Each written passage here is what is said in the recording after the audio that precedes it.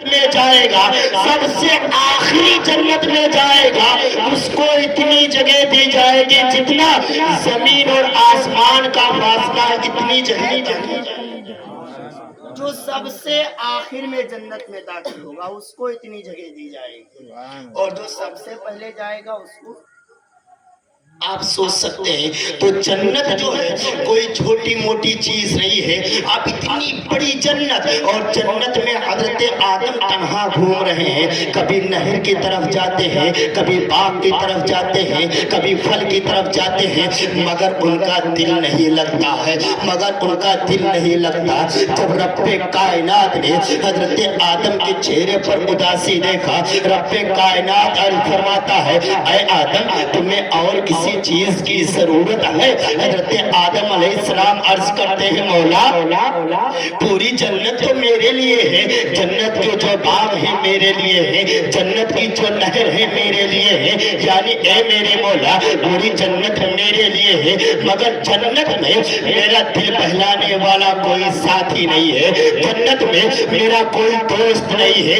جیسے اتنا کہتے ہیں حضرت آدم علیہ السلام کو رب کائنات نے ہلکا نیند عطا فرمایا، جیسے ہلکا نیند میں آتے ہیں فوراً حضرت آدم علیہ السلام کی بائیں پسلی کو نکال کر ہم سب کی ماں حضرت حوا کو حضرت حوا کو پیدا فرما دیا۔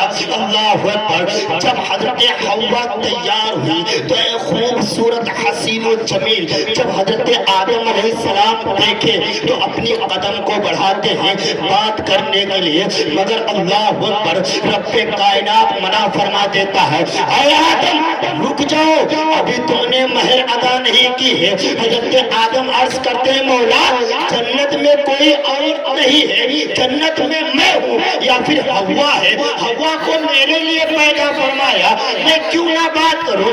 اللہ اکبر۔ رب کائنات ارشاد فرماتا ہے اے آدم یہ بات ٹھیک ہے کہ حوا کو تمہارے لیے پیدا کیا، مگر تم نے ابھی مہر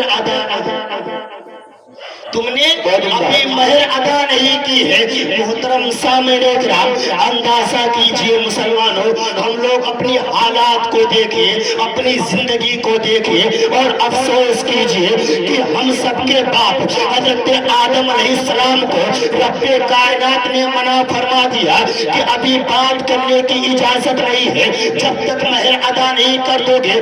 ہم سب کو کس نے اجازت دیتی ہے کہ آج کے دور میں دیکھا جا رہا ہے کہ شادی کا جو تاریخ ہوتا ہے وہ تاریخ مقرر نہیں ہوتی ہے، شادی کا ڈیٹ کوئی کنفرم نہیں ہوتا ہے، مگر اللہ ایک لڑکی اور ایک لڑکے آپس میں بات کرنا شروع کر دیتے ہیں۔ یہ کس نے اجازت دے دی ہے کہ شادی سے پہلے بات کیا کرو؟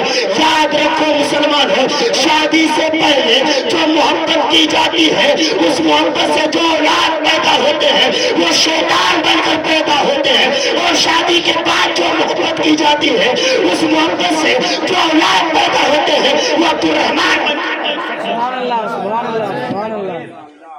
نعرہ تکبیر، نعرہ رسالت، مسلک اعلی حضرت، فیضان اعلی حضرت، جشن انقلاب النبی، نعرہ تکبیر، نعرہ رسالت، ماشاءاللہ بہت اچھا۔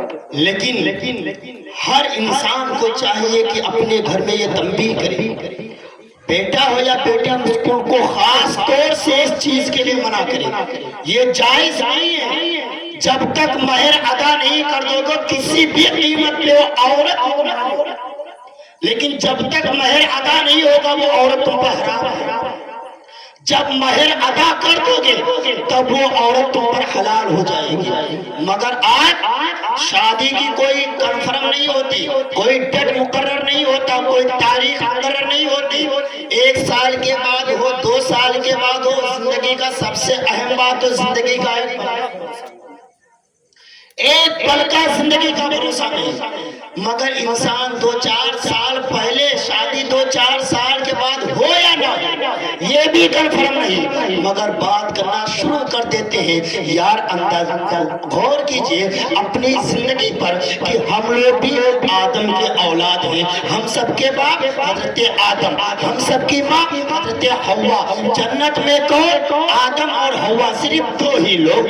لیکن حوا کو خاص طور سے رب کائنات نے آدم کے لیے پیدا فرمایا, مگر رب کائنات نے منع فرمایا کہ ابھی نہیں, جب تک تم مہر ادا نہیں کر دو گے تمہیں بات کرنے کی اجازت نہیں ملے گی. اللہ اکبر. حضرت آدم علیہ السلام عرض کرتے ہیں مولا میرے پاس تو روپیہ پیسہ نہیں ہے, میرے پاس کوئی زیورات نہیں ہے, میرے پاس کھیت و باڑی نہیں ہے. مولا میں مہر ادا کروں تو کیسے ادا کروں, میں مہر کس چیز کا ادا کروں. محترم سامعین کرام, رب کائنات ارشاد فرماتا ہے اے آدم جب تمہیں پیدا کیا تھا تو عرش اعظم پر تم کچھ دیکھے تھے. حضرت آدم علیہ السلام عرض کرتے ہیں اے مولا ہاں میں عرش اعظم پر دیکھا تھا. رب کائنات ارشاد فرماتا ہے اے آدم کیا دیکھے تھے. حضرت آدم عرض کرتے ہیں مولا میں عرش اعظم پر تیرے محبوب کا نام لکھا ہوا دیکھا تھا. میں عرش اعظم پر تیرے محبوب کا نام لکھا ہوا دیکھا تھا. رب کائنات ارشاد فرماتا ہے اے آدم جو نام دیکھے تھے وہ میرے محبوب کا نام ہے, اور میرے محبوب پر 10 مرتبہ درود پڑھ دو تمہارا مہر, 10 مرتبہ درود پڑھ دو تمہارا مہر ادا ہو جائے گا. اور جب آپ لوگ کو درود پڑھانے کو کہا جاتا ہے پڑھنے کے لیے تو کتنی کاہلی کرتے ہیں. اب ایک مرتبہ درود پڑھیے جھوم کر.